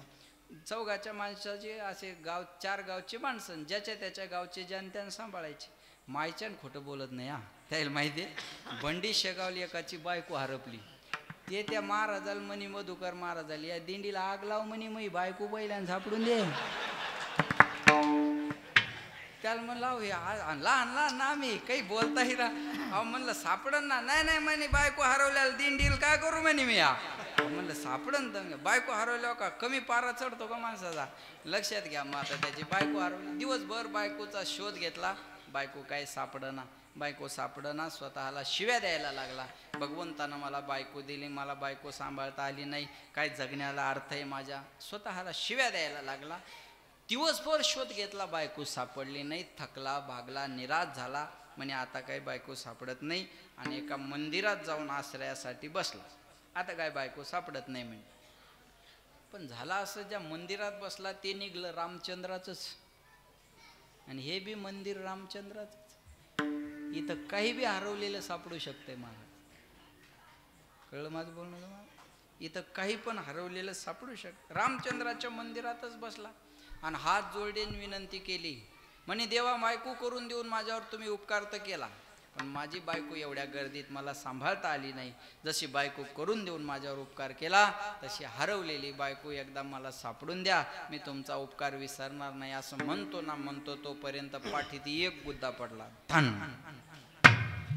पाठीमागं पाहिलं तर हनुमंतराय. म्हणे देवा तुम्ही इथं कस काय? म्हणे मी इथं कस काय हे नंतर सांगतो, तू काय म्हणला ते पहिल्यांदा सांग. म्हणे मी यांना म्हणलं तुम्ही मला बायको जशी करून दिली तशी हरवलेली मला माझी सापडून द्या. हनुमंतराय म्हणले पागल, त्याची हरवलेली कळलं तुम्हाला? त्याची हरवलेली मी शोधून आणली. तू हरवलेली ते काय शोधून देणार आहे? बायको करून देण्याचा कॉन्ट्रॅक्ट त्याच्याकडे होता, हरपलेली सापडून द्यायचा आपल्याकडे फाईल इकडं आणता. ज्याच्याकडे जी वस्तू आहे त्याच्याकडे ते मागावं. म्हणून ह्याची दान देगा देवा, तुझा विसर न भावा, विसरली तया थोर झाली हानी, पचतील खाणे 84च्या, म्हणून तुझा विसर न भावा. आणि हे दिल्यानंतर गुण गाईन आवडी, गुण गाईन आवडी, गुण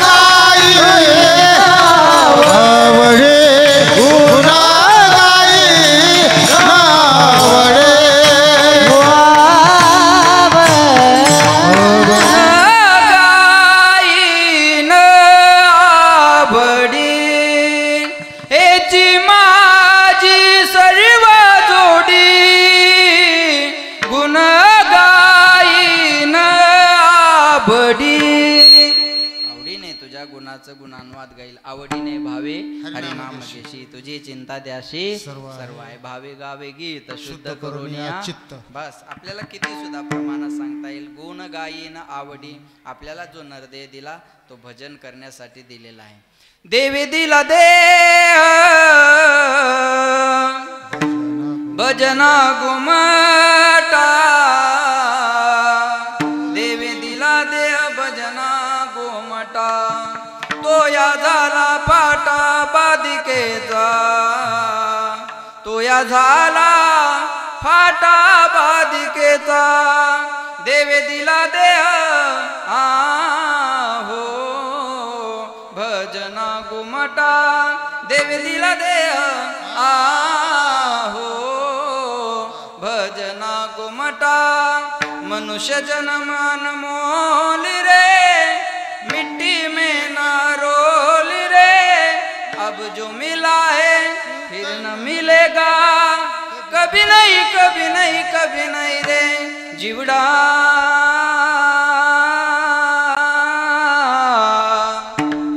दो दिन का मेहमान कब सुमरोगे राम, अब तुम कब सुमरोगे राम. जीवड़ा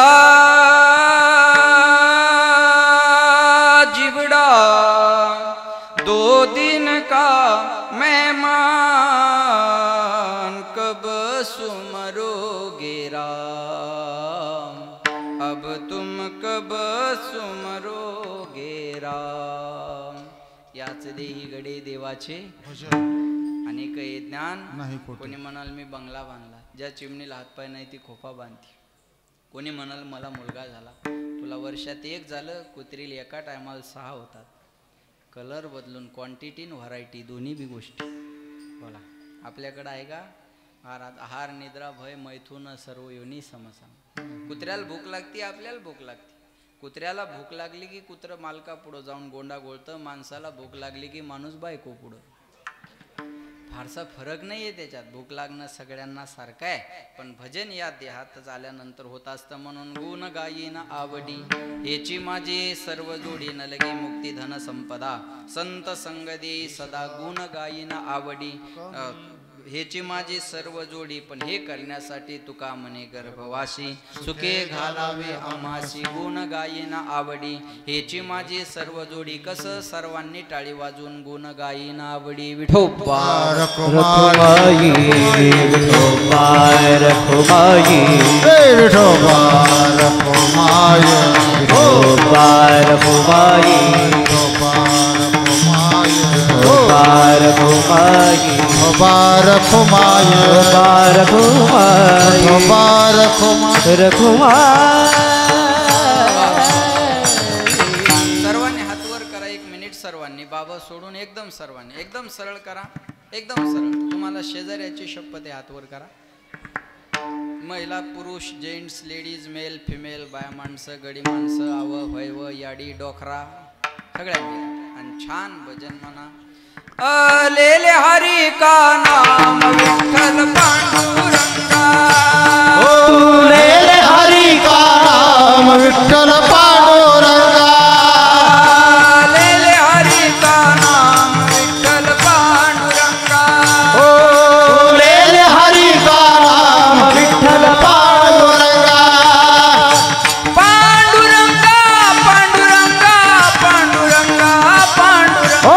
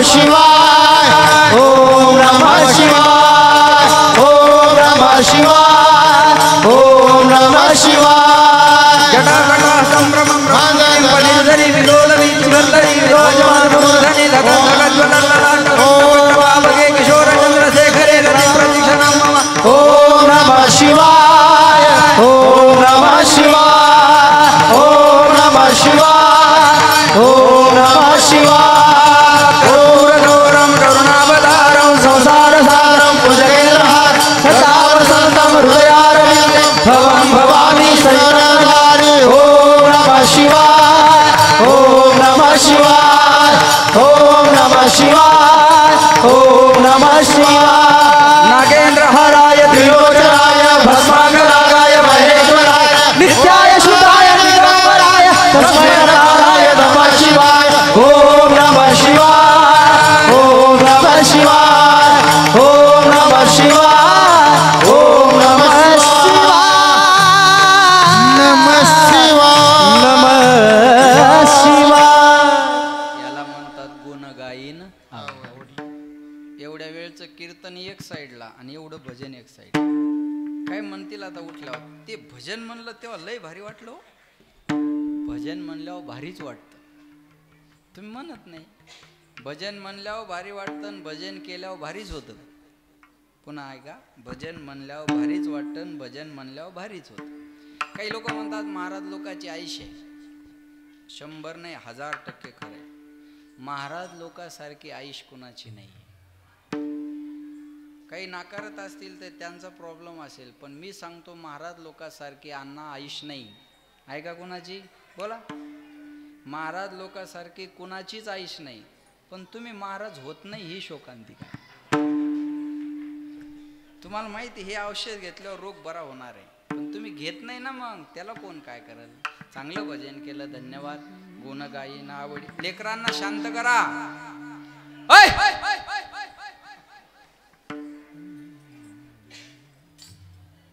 ऐका.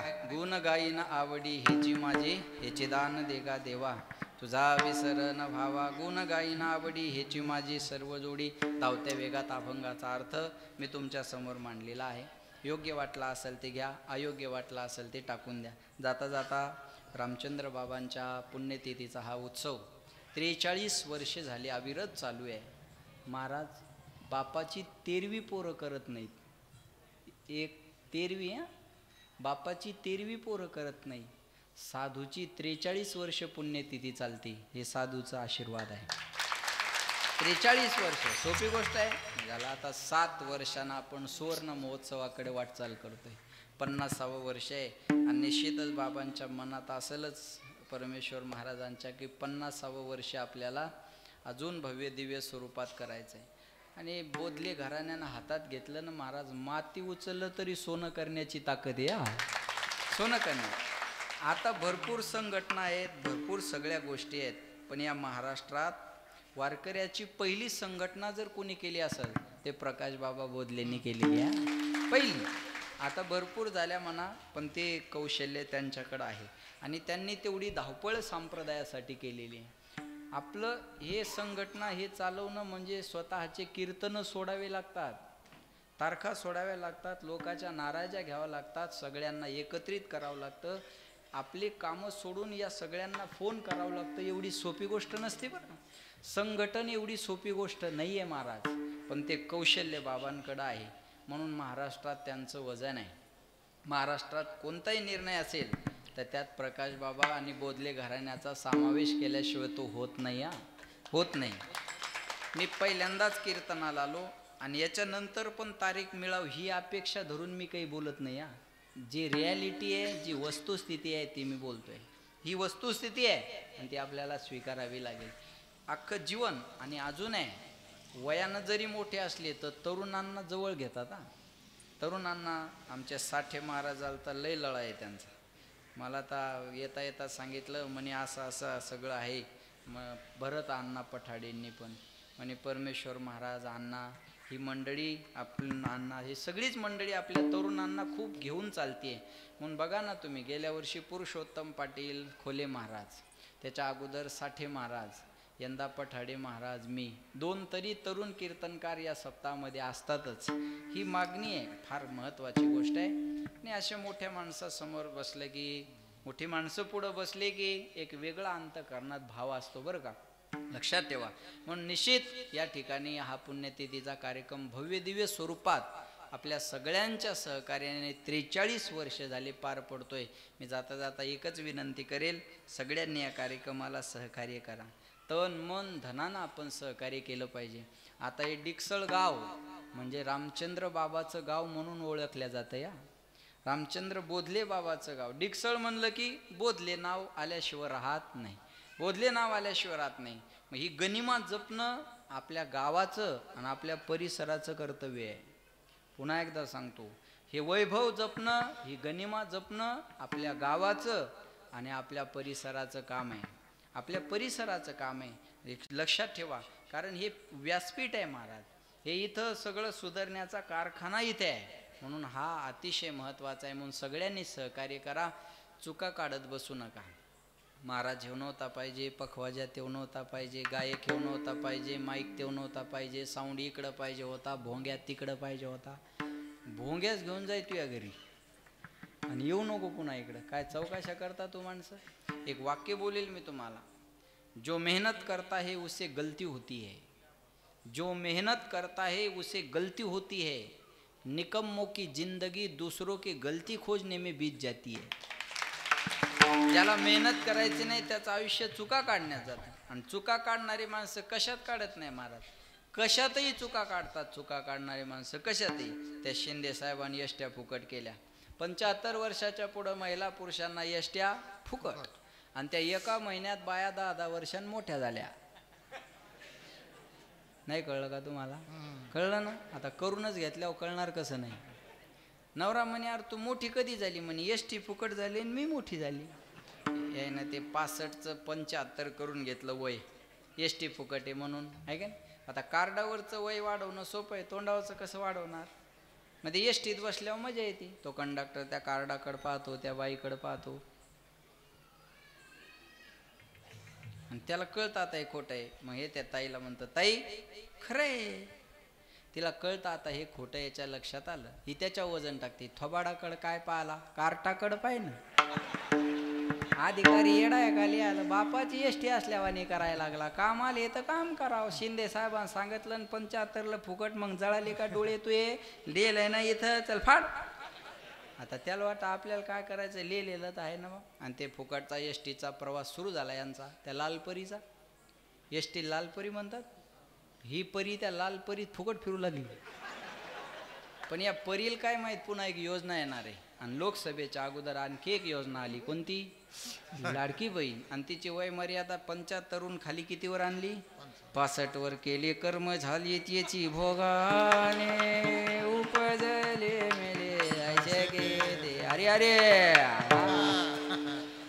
तिचा हप्ता जमा झाला परवाचा. तिच्या चेहऱ्यावर आनंद मावना. आणि वय वाढून घेणारी आता थोबाड जोडून घ्यायला लागली. कुठूनच दुर्बुंदी सुचली बुंदी, तू खाऊन जाय उद्या आता. बरोबर आहे ना? चूक काढायची म्हणल्यावर कशातही निघत राहते. त्या शिंदे साहेबांनी एसट्या फुकट केल्या. मीडियावाले एका बाईला म्हणे कसा वाटला तुम्हाला शिंदे साहेबाचा निर्णय? तुम्ही आता कधी माहेराला जा, कधी या, तुम्हाला पैसे लागणार नाही. ती बाई म्हणे काय धडाचा निर्णय नाही हा. काय फायदा एसट्या फुकट करून? माहेर गावात रिक्षा फुकट पाहिजे. वागत सांगू ना. असं असतं का? चुकच काढायची म्हणल्यावर कशातही निघते. चांगल्या कामाचं कौतुक करा, चांगलं काम करणाऱ्याचं कौतुक करा आणि अशा धार्मिक कार्यक्रमाला मदत करा. ज्या शंभूराजानं, ज्या शिवाजी महाराजांना आपल्या धर्मासाठी मरण पत्कारलं, त्या धर्मात जन्म घेतलेली आपण माणसं आहे. एक सांगेन मी तुम्हाला, 33 कोटी देवाचे अब्जावधी मंदिर आहे, पण प्रत्येकाच्या हृदयात ज्यानं मंदिर केलं तो राजा म्हणजे छत्रपती शिवाजी महाराज. केलेल्या कर्माची पावती. एक म्हणे कीर्तनात शिवाजी महाराजाबद्दल बोलता, शिवाजी महाराज काही देव होते का? म्हणलं शिवाजी महाराज देव होते का नाही मला सांगता येणार नाही, पण शिवाजी महाराजामुळं मंदिरातला देव सुरक्षित राहिला एवढं मी गॅरंटीनं सांगेन. मंदिरातला देव सुरक्षित मिळत असेल तर हे उपकार राजांचे आहे. अरे कुणाचा जन्म आम्हाला काय देऊन गेला सांगता येत नाही, पण छत्रपती शिवाजी महाराजाचा जन्म आम्हाला स्वराज्य देऊन गेला हे विसरता कामा नये. हे स्वराज्य मिळालं असेल तर ही छत्रपतीची कृपा आहे. बायकोसाठी महल बांधणारे तेव्हाही होते, आजही येत आणि उद्याही मिळतील. आईच्या स्वप्नाचं स्वराज्य उभं करणारा एक राजा होऊन गेला, त्यांचं नाव छत्रपती शिवाजी महाराज. त्या राष्ट्रात जन्म घेतलेली आपण माणसं आहे. आई तुळजाभवानीचं मंदिर शिल्लक आहे. कुणामुळं? शिवाजी महाराजामुळं. वारकऱ्याचं आराध्य दैवत पांडुरंगाचं मंदिर शिल्लक आहे. कुणामुळं? शिवाजी महाराजांमुळं. महाराज आपण बिनधास्तपणे कीर्तन करतोय हे उपकार शिवाजी महाराजांचे आहे, हे नाकारता येणार नाही. हे शिवाजी महाराजांचे उपकार आहे. राष्ट्रात जन्म घेतलेली आपण माणसं आहे. पण आहे या महापुरुषाला लोकांना बाबा सध्या जातीत वाटून घेतले. शिवाजी महाराज मराठ्यांचे, भगवान बाबा वंजाऱ्यांचे, सावतामाळी माळ्यांचे, नरहरी सोनार सोनारांचे, रोहिदास चांभार चांभारांचे, महाराणा प्रताप राजपुतांचे, बाळूमामा धनगरांचे, बसवेश्वर वाण्यांचे, शेवालाल बंजाऱ्याचे, बिरसा मुंडा आदिवासींचे. या महापुरुषांना लोकांनी जातीत वाटून टाकले. एक लक्षात ठेवा, 18 पगड जातीतले लोक राजांनी एकत्र केले आणि या हिंदवी स्वराज्याची स्थापना केली. महाराज एक सांगेन मी तुम्हाला, एखाद्या महापुरुषाचं नाव एखाद्या रस्त्याला देणं सोपं आहे, पण त्या महापुरुषानं दाखवून दिलेल्या रस्त्यानं चालणं अवघड आहे. तेनेची पंथे चालू जाता न पडे गुंता महाजनो येन गतस्स पंथा. महाजन ज्या मार्गाने गेले त्या मार्गाने आपण चाललं पाहिजे, जातीत वाटून आलो. महाराज हे मला आनंद वाटला आज या काळात, या परिसरात, या सध्याच्या धावपळीत, या सध्याच्या सिच्युएशनमध्ये बाबा किती जपतायत. ही पत्रिका म्हणजे संप्रदायासाठी आदर्श पत्रिका आहे. लक्षात ठेवा, नाही तर ही अवघड गोष्ट झालेली आहे. आणि विनंती आहे माझी संप्रदायातल्या लोकांना, संप्रदायातल्या लोकांना ज्ञानोबा तुकोबारायापेक्षा कोणाला मोठं मानू नये. वारकरी संप्रदायात जो आहे ना, त्यांना ज्ञानोबा तुकोबारायाला सर्वस्व मानलं पाहिजे महाराज, सर्वस्व मानलं पाहिजे. मी माऊली, अरे मी जो काही उभा राहिलो ही कृपा माऊलींची आहे. मी जे उभं राहून बोलतोय हे उपकार तुकोबारायांचे आहेत. बाकी जगाचे दुसऱ्या उपकार माझ्यावर नाही आहेत, हे ज्ञानोबा तुकोबारायांचे उपकार आपल्यावर आहेत. म्हणून माझी विनंती आहे सगळ्यांना, आपण महापुरुषांना जातीत वाटू नका. वंजारी, मराठी, कोळी, साळी, धनगर, भिल्ल, हाटकर, राजपूत या जातीत वाटू नका. आज महाराष्ट्रावर फार मोठं संकट आहे, खूप मोठं. आणि परमेश्वर बुवा कोणी बोलायला धजावत नाही. आज बोलायचं कोणी, आज बोलायला कोणी धजावत नाही. पण माझी विनंती आहे संप्रदायातल्या सगळ्या ज्येष्ठ मंडळींना विनंती आहे, जेव्हा जेव्हा समाजात ही परिस्थिती निर्माण झाली ना, तेव्हा साधू संतांनीच ती दूर केलेली आहे. तेव्हा साधू संतांनीच ती दूर केलेली आहे. आणि आता सुद्धा आपल्या वारकऱ्यावरच ही धुरा आहे. जर वारकऱ्यांनी ही धुरा जर बाजूला केली तर येणारा काळ आपल्याला फार दोष दिल्याशिवाय राहणार नाही. मला आपल्याला दोष दिल्याशिवाय राहणार नाही. म्हणून माझी सगळ्यांना संप्रदायातल्या विनंती आहे, आपण या समाजाला कसं सोबत घेऊन चालता येईल तो घेऊन चालण्याचा प्रयत्न या ठिकाणी करणं गरजेचं आहे. पुन्हा एकदा तुम्हा सगळ्या वारकरी मंडळींना मी धन्यवाद देतो. बाबांच्या चरणी नतमस्तक होतो. 5 मिनटं जास्त झाले, 5-7 मिनटं जास्त झाले, त्याबद्दल तुमच्या सगळ्यांची क्षमा, माफी. पुन्हा एकदा आमचे परमेश्वरजी महाराज एवढ्या मोठ्या गादीवर आहेत, पण तीळ मात्र सुद्धा अहंकार नाही. महाराज भेट जरी होत नसली तर चर्चा होत असते. न होऊ द्या ना भेट, एखाद्या माणसाची भेट होत नाही. मोदीची का ना आपली भेट झाली, पण चर्चा गावागावात आहे ना. तसं परमेश्वर महाराज, अण्णा महाराज, तुमची भेट जरी होत नसेल ना, तर जेव्हा जेव्हा तरुण कीर्तनकार एकत्र येतात ना, तेव्हा निश्चित तुमचं नाव निघाल्याशिवाय राहत नाही. महाराज नाव निघाल्याशिवाय राहत नाही. हे फार महत्त्वाचं आहे. म्हणून मी एवढ्या लांब आमच्या पुरुषोत्तम महाराजांच्या सप्ताहाला भेट देण्यासाठी एवढ्या लांबून बाबा आपण सगळी मंडळी आला होतात, आहे का नाही. म्हणून पुन्हा एकदा तुम्हाला मी धन्यवाद देतो. काही चुकीचा शब्द केला असेल तर मला परत करा. बालक बोबडा बोलिका वाकोडा विचुका पाऊली ते चोज करुणी माऊली रिझे जेवी पायाच्या प्रसादी काही बोलिलो विनोदे मज क्षमा करणे संती हे अंगभूत युक्ती. बस महाराज एवढंच आहे. पुन्हा एकदा तुम्हा सर्वांच्या चरणी विनम्र माथा ठेवतो आणि माझ्या वाणीला विराम. ज्ञानेश्वर माऊली ज्ञानेश्वर माऊली महाराज, ज्ञानेश्वर माऊली महाराज.